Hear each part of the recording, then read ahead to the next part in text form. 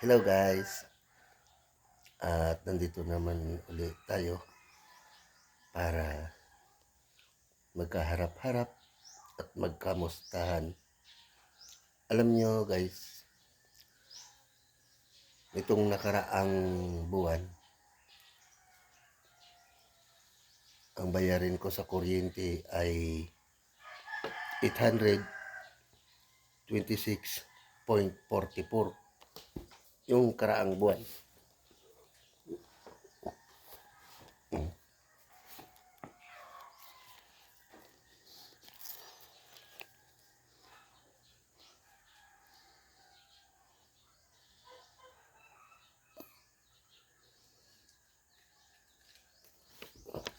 Yan po.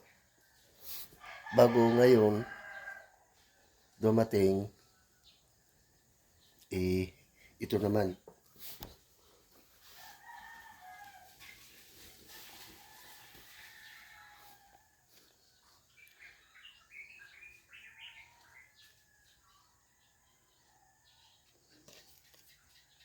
$1,810.66. Biglang lumubo.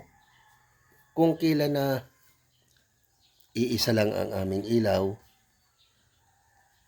bago yung rice cooker, wala na, natanggal na noong nakaraan pa. 2 buwan na, wala kaming rice cooker, uling na lang yung aming ginagamit. Bago yung electric pa namin, isa.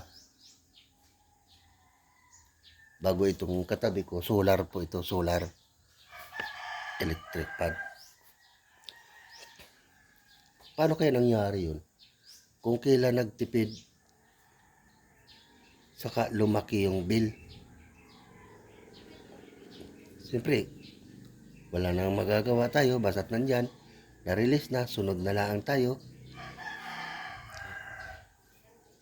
Kung kailan konti ang kita, bakit lumalaki? Ang alam ko dyan, lumalaki ang bill mo kapag maraming ginagamit. Bakit kung kailan nag-unti at nagtipid, saka lumaki yung bill?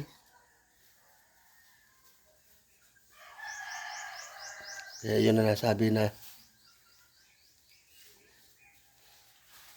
piliin mo ang Pilipinas, diyan ka rin mauutas.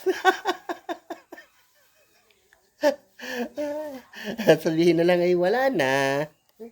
Bye-bye. Sumunod na lang. Ganun talaga pag mahirap ka.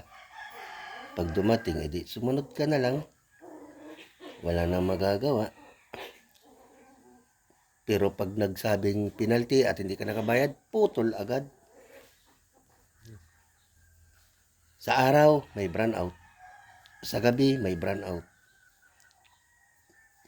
Ganito talaga. Palala na ng palala. Kung may balak man ang China, Japan, nagirahin ang Pilipinas, sana wag na ninyong patagalin, bukas na, para kung kami man ay mahirap ngayon at gigirahin naman ninyo ang Pilipinas, ako pa'y magpapasalamat para pare-parehas na ang mga Pilipino.